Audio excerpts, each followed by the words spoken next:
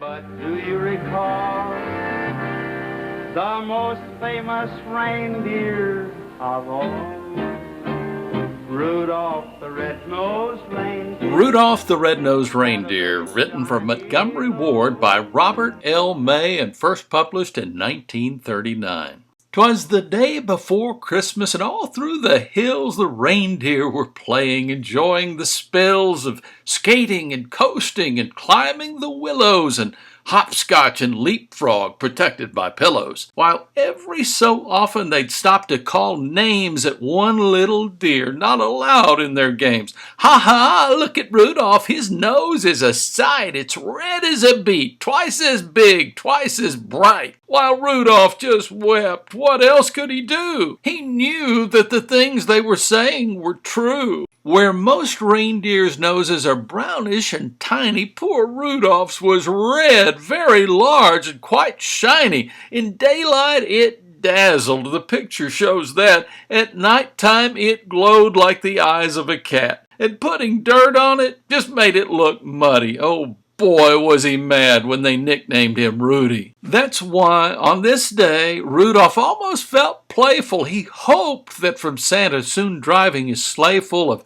presents and candy, dollies and toys for good little animals, good girls and boys, he'd get just as much, and this is what pleased him, as the happier, handsomer reindeer who teased him. As night and a fog hid the world like a hood, he went to bed hopeful. He knew he'd been good. While way, way up north on this same foggy night, old Santa was packing his sleigh for its flight. This fog, he complained, will be hard to get through. He shook his round head and his tummy shook too.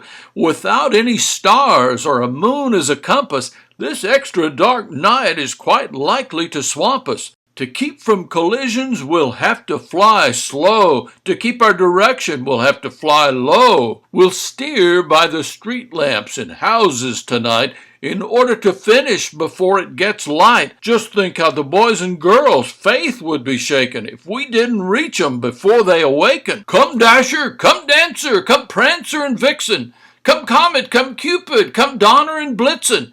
Be quick with your suppers, get hitched in a hurry. You too will find fog a delay and a worry. And Santa was right, as he usually is. The fog was as thick as a soda's white fizz. Just not getting lost required all Santa's skill, with street signs and numbers more difficult still. He tangled in treetops again and again and barely missed hitting a tri-motored plane. He still made good speed with much twisting and turning, as long as the street lamps and house lights were burning.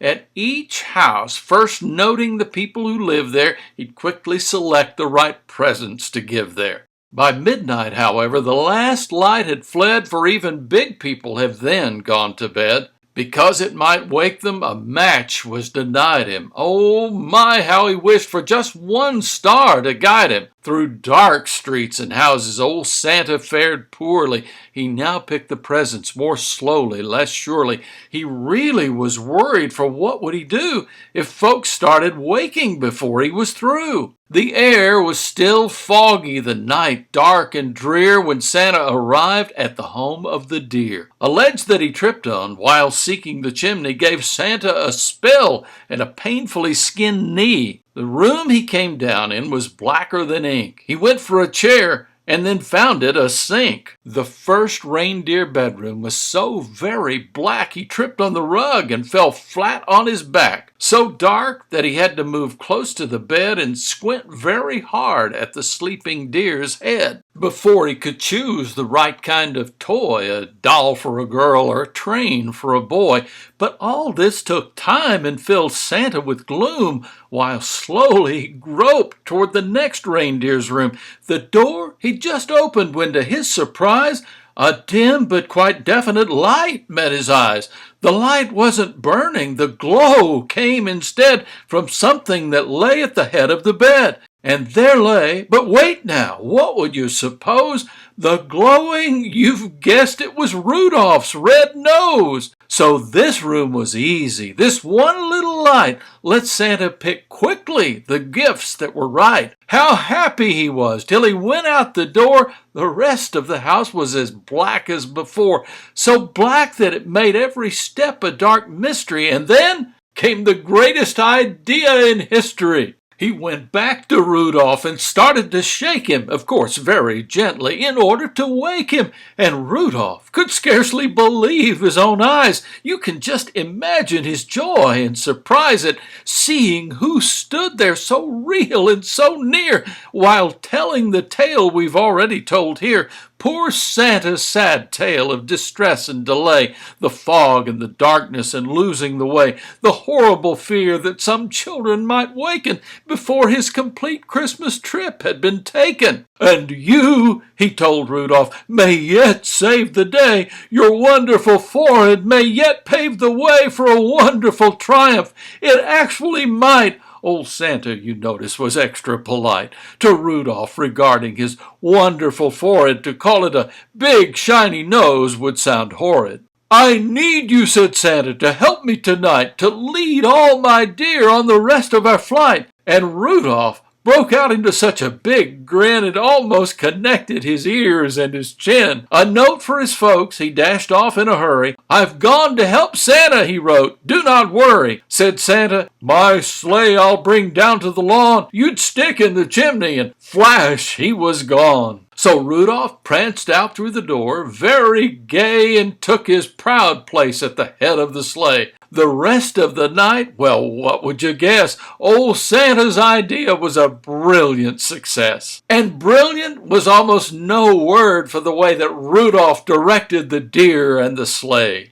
In spite of the fog, they flew quickly and low and made such use of the wonderful glow from Rudolph's forehead at each intersection that not even once did they lose their direction. While as for the houses and streets with a sign on them, they merely flew close so that Rudolph could shine on them. To tell who lived where and just what to give whom, they'd fly by each window and peek in the room. Old Santa knew always which children were good and minded their parents and ate as they should, so Santa selected the gift that was right, while Rudolph's forehead just gave enough light. It all went so fast that before it was day, the very last present was given away. The very last stocking was filled to the top, just as the sun was preparing to pop. The sun woke the reindeer in Rudolph's hometown. They found the short message that he'd written down, then gathered outside to await his return, and were they excited, astonished to learn that Rudolph, the ugliest deer of them all, Rudolph the red-nosed, bashful and small, the funny-faced fellow they'd always called names and practically never allowed in their games, was now to be envied by all far and near, for no greater honor can come to a deer than riding with Santa and guiding his sleigh, the number one job on the number one day. The sleigh and its reindeer soon came into view, and Rudolph still led them as downward they flew. Oh boy, was he proud as they came to a landing right where his handsome playmates were standing. These bad deer who used to do nothing but tease him would now have done anything only to please him. They felt even sorrier they had been bad when Santa said, Rudolph, I never have had a deer quite so brave or so brilliant as you at fighting black fog and at guiding me through. By you, last night's journey was actually bossed. Without you, I'm certain we'd all have been lost. I hope you'll continue to keep us from grief on future dark trips as Commander-in-Chief. But Rudolph just blushed from his head to his toes until his whole fur was as red as his nose. The crowd first applauded, then started to screech, Hooray for our Rudolph, and we want a speech. But Rudolph was bashful, despite being a hero, and tired. His sleep on the trip totaled 0. So that's why his speech was just brief and not bright. Merry Christmas to all, and to all a good night. And that's why, whenever it's foggy and gray, it's Rudolph the Red-Nosed who guides Santa's sleigh. Be listening this Christmas but don't make a peep, 'cause that late at night children should be asleep. The very first sound that you'll hear on the roof, provided there's fog, will be Rudolph's small hoof. And soon after that, if you're still as a mouse, you may hear a swish as he flies round the house and gives enough light to give Santa a view of you and your room. And when they're all through, you may hear them all as they drive out of sight. Merry Christmas to all, and to all a good night. As they shouted out with glee, Rudolph the red-nosed reindeer, you'll go down in history.